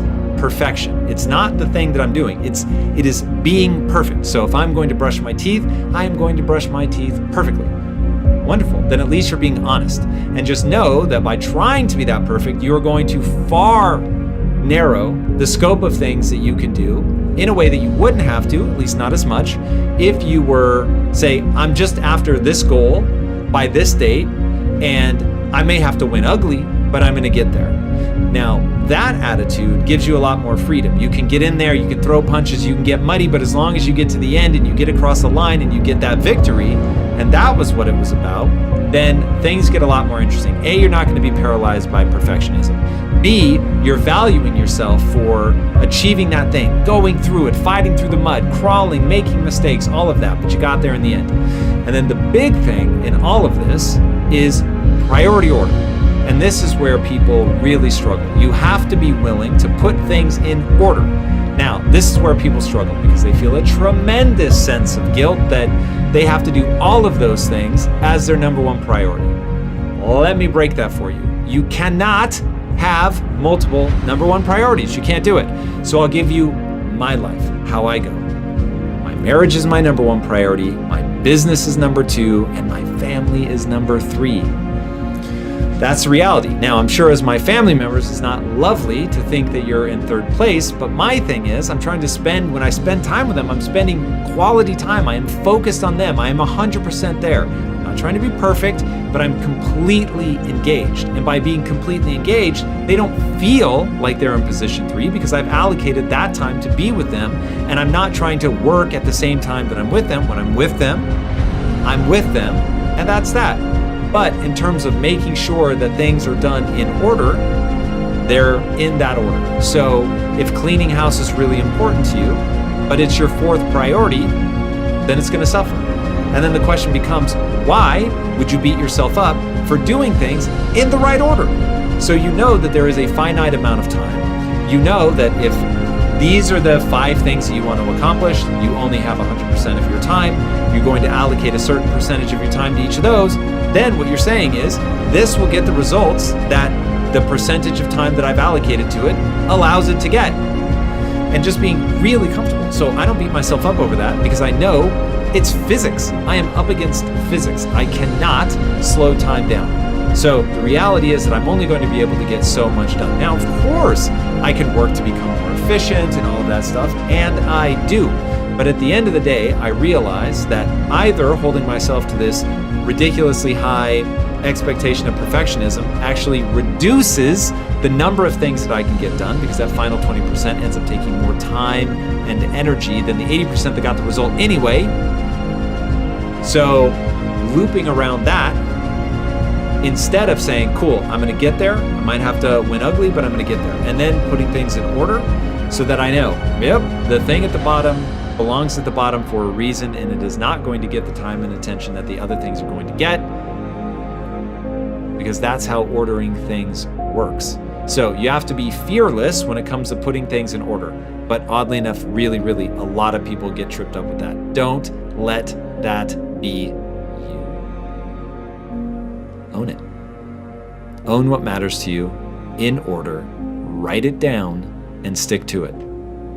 If you do that, and then you don't need every little thing to be perfect, you can make some crazy progress in the things that matter most. Other things will fall by the wayside. It is what it is.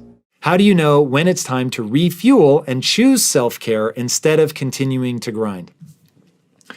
Physiological self-awareness is critical. I hear a lot of talk about people developing psychological self-awareness, so understanding what you're good at, what you want to do, all of those things, incredibly useful. But understanding how to read your body may be even more important than that. So Lisa Feldman Barrett's book, How Emotions Are Made, detail the way that emotions are far more of a bottom-up phenomenon, meaning they come from your body.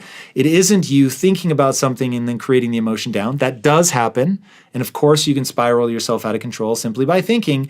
But usually what begins this thinking process is a sense of unease, right? Anxiety is a bodily feeling, oftentimes disconnected from what you're thinking. So figuring out, ooh, why do I have this sense? Being able to process it consciously, we can pull it up into our conscious mind and think through it with words and logic. But oftentimes it's starting with that like, oh man, I don't feel good about this and I don't know why. So this is the fascinating thing about drugs is drugs can either eliminate or change the bodily sensation, which then changes the story that you're telling yourself about the sensation. Now, this isn't an advertisement for drugs. It's to get you to understand that it can be risky to sever the sense of body from what you're telling yourself about it. So you want your body to give you this description of what is going on, but then as you take conscious control of that to develop that self-awareness around physiologically what's happening, you need to understand why you're feeling the way that you feel. And so developing that to get a sense of whether this is a time to keep pushing through, or whether this is like one of those moments where you actually really do need to step back. It's the difference between sore muscles from, a nice hard workout and a torn muscle or damaged joint from an injury. And the same thing is true when you're thinking about how hard to work, how hard to push yourself. You need to figure out this fatigue that I'm feeling, this unease, this anxiety, this stress. Is this a natural part of pushing through the difficulties of this project, or is something else going on? This is now really starting to cave in on me, and what I need to do now is take a step back, meditate, journal, hug my significant other, pet my dog, cuddle my kids, whatever the case may be, go for a run, but doing something that slows you down, lets you take a deep breath. And the only way to figure that out is to be able to interpret the feelings that your body's giving you into conscious thought, okay? And getting good at that loop is very, very important. And it takes practice. It takes understanding what the body is communicating, why it's communicating it, what impacts it, like what you eat and drink has a huge impact on what your gut is telling you. And then your brain tries to make sense of it. And it doesn't always go, oh, I'm feeling anxious because, in my case, I was drinking a 0-calorie Monster, which, much to my dismay, because I absolutely love them, make me feel anxious. And so getting an understanding of that, seeing that pattern was actually quite transformational because I stopped drinking them and my anxiety levels plummeted by like 70%. It's pretty crazy. Didn't take me to zero, but it made it a phenomenon that was easily manageable through meditation. So this is where you have to develop that awareness, that pattern recognition, and be able to say, oh, I feel this way because of XYZ thing happening at work or with my spouse or with food that I'm consuming. So be very thoughtful about that. And that will then help you determine whether it's we need self-care or we just need to push through. You're setting your expectations too high. You're triggering this sense of inadequacy in yourself. So I will tell you that kicking yourself in the ass is super powerful. But my rule is I never do anything that diminishes my sense of self. Why? Because it actually makes you less effective. And effectiveness at moving towards my goal is the barometer by which I judge whether something was a success or not.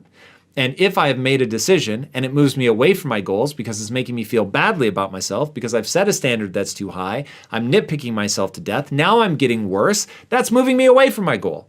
And so I'm not going to do that. I don't allow that in my life. I don't allow it in my life. I do not allow myself to do things that diminish my sense of self and move me backwards. So when I feel it happening, I'm like, hey, even if it's true, even if I am the biggest loser that ever walked this earth, reinforcing that in myself will make me capable of less. Therefore, I don't do it. I have a bright line in my life that says I only do and believe that which moves me towards my goals. So we're just going to recognize as we set these expectations that it doesn't make sense to do anything that diminishes ourselves. So we're not going to set expectations that are so high that we know that we are bound to fail, or to set high expectations. I love that shit. Reach for the farthest star in the world, but don't value yourself for whether or not you achieve it. Value yourself for the sincere pursuit, meaning you really showed up, you really tried to get to that far star, to achieve some insane goal. It was not rhetoric. You really showed up. You got in there. You bled for this thing. But the whole time, you're valuing yourself. You're cheering yourself on because you're really trying. You're the man in the arena, covered in blood, sweat, and dirt. You might be getting your ass handed to you, but you're trying. And if you're trying, then you should be rewarding yourself. And if you're rewarding yourself, then you should feel better about it, which makes you more likely to get back in the ring and fight. And if that is the thing that leads you towards your goals, which of course it is, then we know that we are going to do and believe in that thing. Because now we're in the arena, we're fighting. Our behaviors line up with our desire to achieve that goal. So don't worry about whether or not you actually ever get there. Because let me tell you, success cannot be guaranteed. Struggle can. You will struggle. I cannot guarantee that you will be successful. But the juice is never going to be the success. It's never going to be the accolades. Just as there is no feast so grand that you will never be hungry again, there is no accomplishment so profound that it won't be fleeting. No matter how big, no matter how much money you make, it will never be quote unquote enough because you're playing a game of neurochemistry. And your neurochemistry is designed to, no matter how big your meal was last time, to get you back out hunting again. It's just how it works. All desire is like that. It's cyclical. It'll feel awesome for a minute, for a day, for a week, maybe a month. But let me tell you, you're going to want to get back out there. You're going to want to hunt. You're going to want to accomplish again. So don't value yourself for that. This is how people end up making $1 billion only to feel as lost and empty as ever. You have a hole inside of you that can only be filled with progress, meaning, and purpose. It can't be filled with accomplishment. Irony of ironies.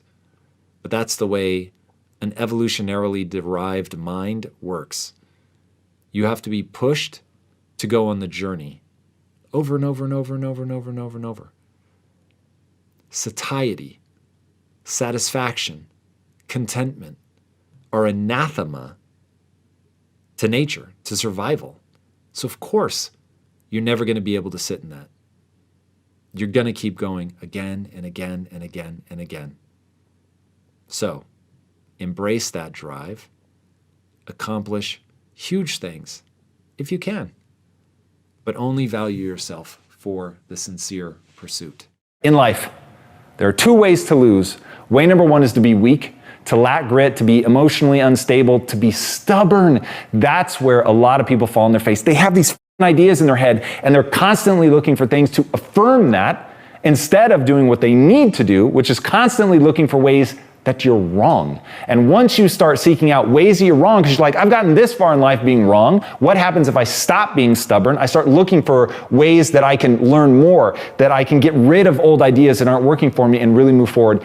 And the thing that I think is probably the most foundational, they have a fixed mindset. Now, what is a fixed mindset? It means that you believe your talent and intelligence are inborn traits.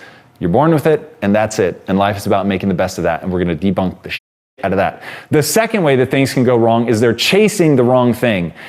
I'm telling you right now, the punchline to life is not success, it's not fame, it's not money, it's not accolades. It is very simple. It's brain chemistry, aka fulfillment. The only thing that really matters at the end of the day is how you feel about yourself when you are by yourself.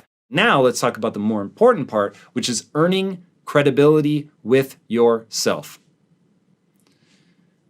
This was one of the big breakthroughs in my life, was realizing that if I said I was going to do something and I wanted to give up on it, I would think about, well, if I position it this way, if I move this way, if I kind of hide this from that person and sweep this under the rug over here, then I can still manage other people's beliefs about who I am. And as long as other people think that I'm cool, I'm good, I'm talented, I'm smart, whatever, then I'm good. And what I realized is, that only works 50% of the time. So 50% of the moves that you make to try to manage your persona, 50% of the time it works. The other 50% of the time, though, people see through it, and then you begin to earn the reputation of being a bullshit artist. So what I realized was, okay, not only does it not work as well externally as I think, but it doesn't matter what the outside world thinks if I don't think positively of myself. So that became my obsession, is understanding credibility is most important when you're talking about self-credibility. And how we earn credibility with ourselves is by saying, I'm going to do this thing, and then doing it. And then you just keep inching that out farther and farther and farther until you get to the point where you show up for yourself in the most extreme and difficult of circumstances. So I'll tell you guys a story. At my old house, I used to have this painting of the Michael Jordan flu game hanging above my fireplace. And that was so inspiring to me. And I always said, I put that up there to remind myself of what I'm capable of and how I would react if I were put in a championship game situation. And then lo and behold, flash forward probably a year later, and I actually get the flu, and I have a double episode the next day. And I remember I had a fever.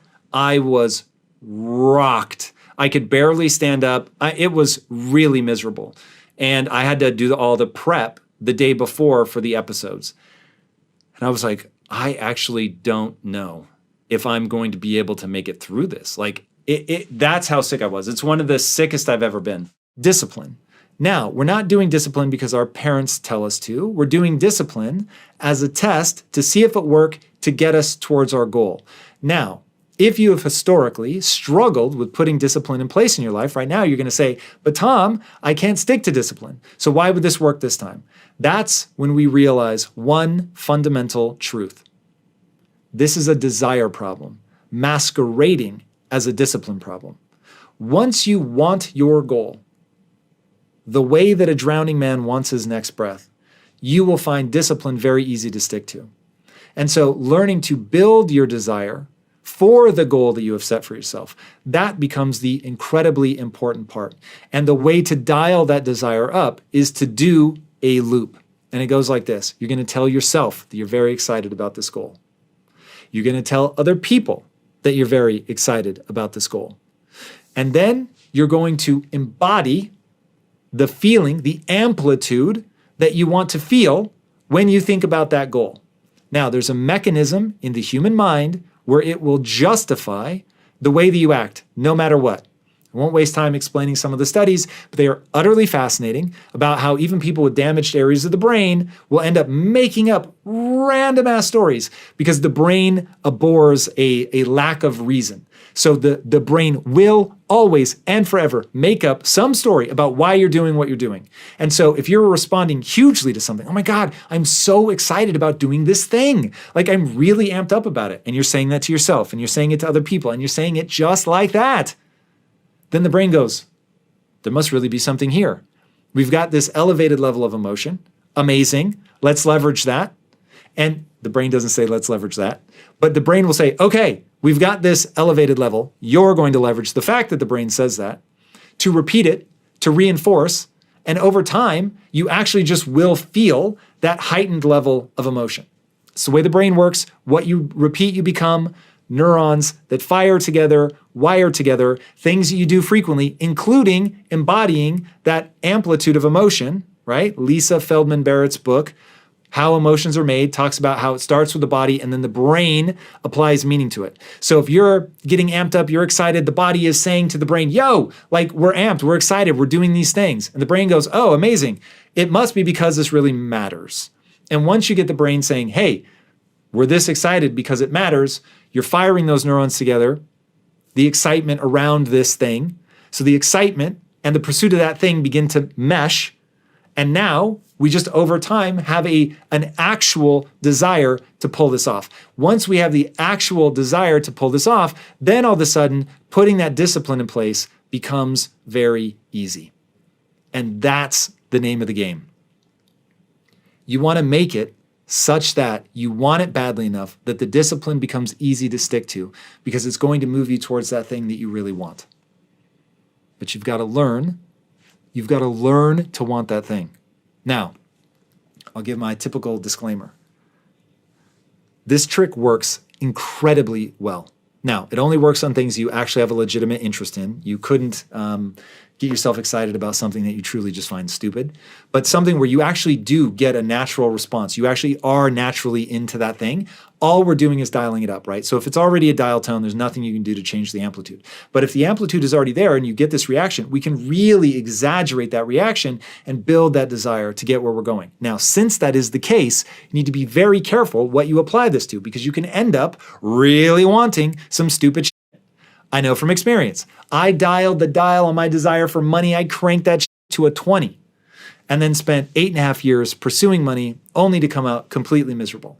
So don't waste your time dialing that up on something that isn't exciting and honorable. Meaning, again, honorable, it elevates you and other people, not just you. All right. Be careful what you decide to want, but know that it's very powerful. I want to talk about Jocko Willink's idea of no matter what life throws at you, the reaction is good. I lost my job. Good. My woman left me for no reason. Good. People took money from me. Good.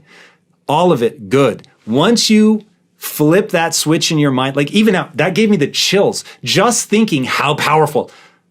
The reaction to the world's most negative news to say, good. Yeah, good. Now, you have to come up with a reason why it's good.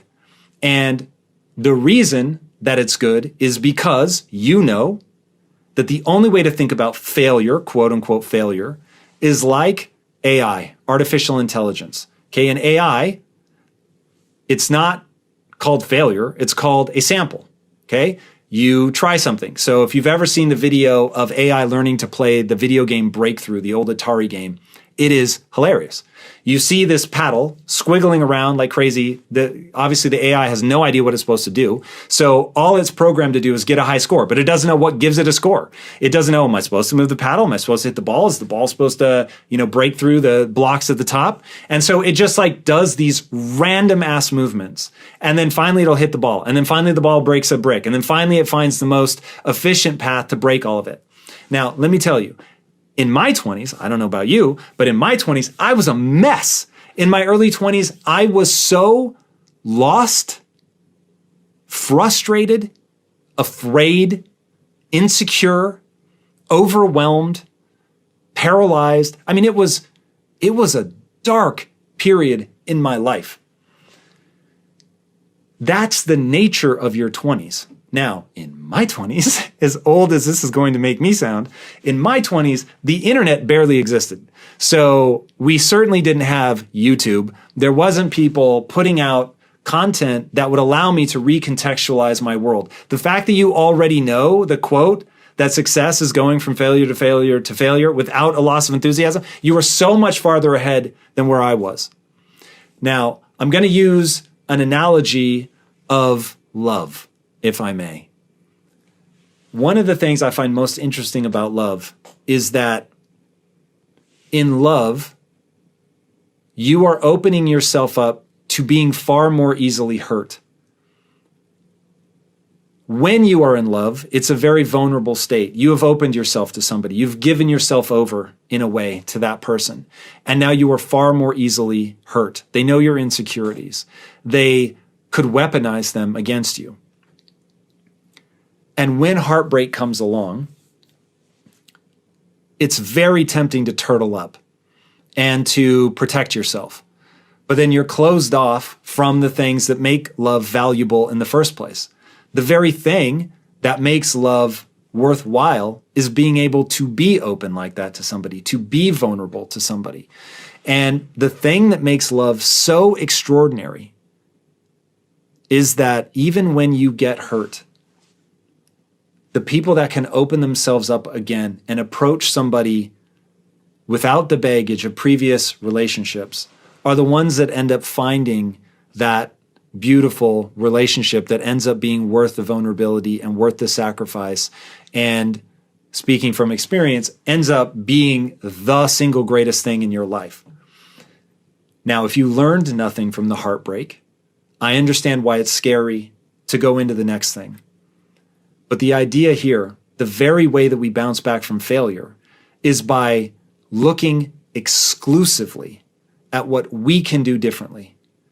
And when you look exclusively, I'm not saying other people didn't do something that maybe any rational person would say it's all their fault. Maybe the list of things you gave us is literally, you were just the world's unluckiest human being. But the reason that we're going to say good, the reason that we're going to look at this like AI and samples, the reason we're going to remind ourselves that success is going from failure to failure to failure without a loss of enthusiasm, the reason that we're going to think of that love analogy and be willing to open ourselves back up is because we're going to figure out what we could have done differently. We're going to see, what can I improve in my skill set? What did this catastrophe reveal about my strategy?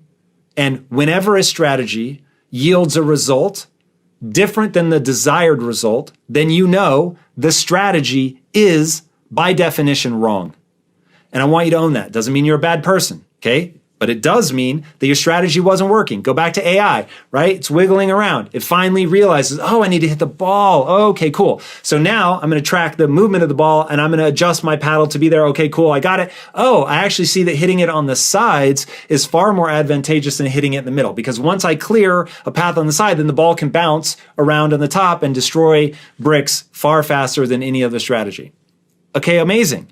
But you had to first have the reaction that that failure was good. Good. Because it revealed the flaw in my strategy. And because I'm playing the long-term game, I'm going to open myself back up again. I'm going to allow myself to be vulnerable again.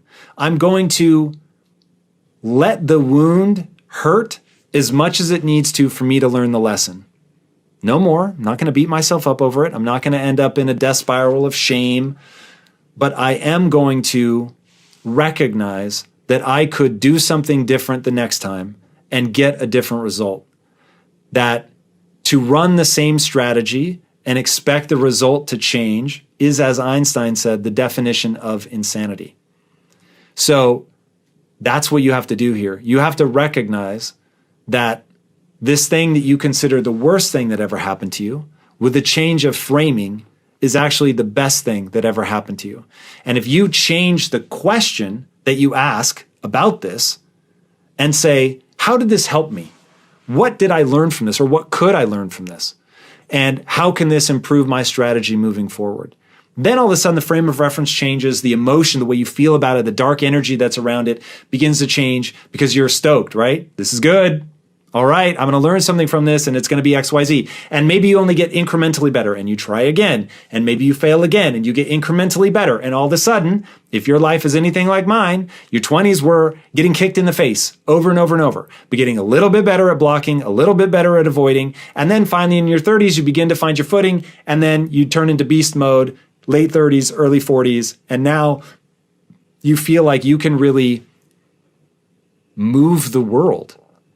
It's exactly what it feels like when you understand how your own mind works, how the minds of others work, and just sort of the nature of the world. It's really incredible. But the only way to get there is to flounder around, to make horrendous mistakes, and say good. If grit is as important as we say it is, sustained interest over time, that's really what grit is.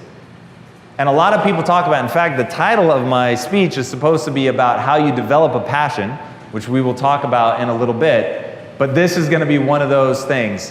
When you have passion, one of the things that comes out of that is you've got the ability to sustain your interest over time. Do the hard things.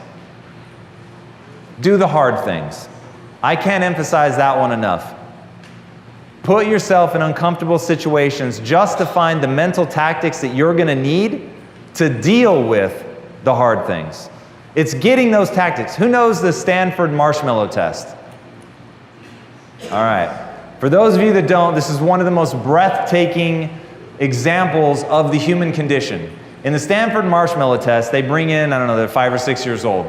They bring them in, and the person in the white lab coat says, here's a marshmallow. I'm gonna go out of the room for a minute. I'll be back in just a few minutes. If you wait till I come back, I'll give you a second marshmallow. So essentially double your money. Not bad. Now, what the kid doesn't know is the researcher's never coming back. And all they want to know is how long will you wait before you eat the marshmallow? Some kids have literally gobbled it up before they even get to the door. Other kids are like singing to themselves, putting their head down, getting up, dancing around the room. Some of them bite like the underside and try to put it back so you can't see. And here's what's scary. They followed those kids for 25 years. And based solely on the length of time they were able to wait before they ate the marshmallow, predicted their level of success in school, predicted their level of success in the job market. The people who waited the longest got into the best schools, got the best grades, went on to have the highest paying jobs. Just your ability to delay gratification, your ability to find tactics that work to get your mind off something. There's no greater control than control over oneself. Anybody here ever done a 3-day water-only fast? Not intermittent fasting. 3 days. Do it. You will learn something about yourself, and it will be profound. And what you're going to learn is that your body is manipulative. And I did a 3-day fast just a couple weeks ago. And I had the flu right before, so there were cough drops laying around. And every time I walked by those cough drops, my brain was like, eat one. And I was like, you know I'm fasting. And I literally couldn't believe like how consistently, every time I walked by those damn cough drops, that my body like gave me this really intense impulse. And that's when I realized, like, the notion that there are multiple voices in your head, by the way, is very, very real. And I will give you one quick example. Who knows what the corpus callosum is? All right, the corpus callosum is a thick bit of tissue that connects the left and right hemisphere of your brain. If you sever that, you will get people that have literal multiple personalities, one in the right, one in the left. Some of the most intriguing stuff is, one of them will be devoutly religious and the other will be devoutly atheist. In the same brain, and you can talk to them differently. It's absolutely crazy. But the multiple voices notion is real. There are multiple factions, if you will, pieces that your brain is broken up into. And by the way, you have the equivalent of a cat's brain in neurons just in your digestive tract. So the whole notion of gut instinct, think of all the cool cats can do. And you've got that in your digestive tract, neurons. It's literally the same material that your brain is made out of is in your digestive tract. It's utterly fascinating. So we have all these competing things that we want, but inside, if you think of that overwatch, that one person, that's you, that's meant to say, I have goals, and I'm going to act in accordance with my goals. I'm never going to sell out what I want most for what I want right now. I wanted a cough drop right now, but I wanted to get on the other side of a 3-day fast and say I did it, and I wanted that more. And in learning what your tools and tactics are, so for me, I welcome hunger like an old friend. And I literally, people must think I'm schizophrenic, because you'll walk into the room and I'll literally be like pinching and poking at my fat, going, hunger, thank you. I'm so glad you made it back. It is so good to see you. I'm glad you're here. I know that you're oxidizing my fat, and I'm very grateful for that. So thank you. And in doing that, I reframe it not as something that is unwanted or painful, but as something that is doing exactly what I want it to do. And learning those mental tactics, that's the game. Learning those mental tactics, that's the game. That's how you're going to get good at whatever it is that you want to do. If you want to start a business, learning how to deal with your employees is absolutely critical. But let me tell you right now, if you lash out emotionally, your employees will lose respect for you. But it's just like the cough drop moment. Now, if somebody had seen me walk by the cough drop, they wouldn't know that I had literally had to stop myself from lunging at a cough drop. They didn't know that because I have control of myself. I've practiced things like that. I do 3-day fast. I do what I call bright lines. So I have a bright line. During the week, I don't eat my second meal before 11:30, under any circumstance. My wife one time brought my food 30 minutes early. I was preparing for an episode, it was so sweet of her, but I don't eat before 11:30 under any circumstance. So the food literally sat on my lap, smelling so good, and I was so hungry, and I said, "Hunger, thank you so much for showing up, because you're giving me the opportunity to prove to myself what a badass I am. Because I'm gonna smell how delicious you are, knowing my stomach is grumbling and tying itself in knots because I want to eat so badly, and I'm not going to."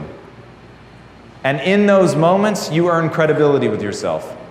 I hate working out. Absolutely despise it. It's why I do it first thing in the morning. And the reason I hate it, the weights are heavy, and your muscles start burning when you get into the supposed good reps. So that just seems backwards. So it is not in any way, shape, or form fun for me. But I earn credibility with myself because it is something that I don't like. I earn credibility with myself showing up every day, and it also reminds me how much I can transform my body. It's very easy for me to show you my before and after picture. I used to be 60 pounds heavier. It's very easy for me to show you when I was heavy and then show you six-pack abs. You get it. But what you don't see is the body's just a reflection of the mind.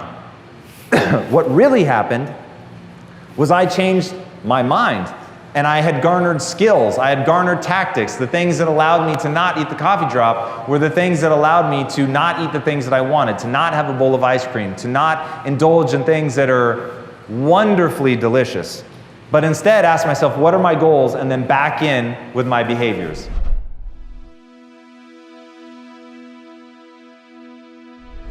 Because you made it this far in a video, I want to celebrate you. Most people start and don't finish. Most people never actually follow through. Most people say they want something, but they don't ever do the work to actually get it. But you are different. You are special. Believe Nation, you made it here all the way to the end, and I love you. So as a special celebration, if you put a hashtag Believe down in the comments below on this video, I will showcase you and celebrate you somewhere on the screen in a future video because you are awesome. For 10 more amazing rules from Mel Robbins, check the video right there next to me. I think you'll love it.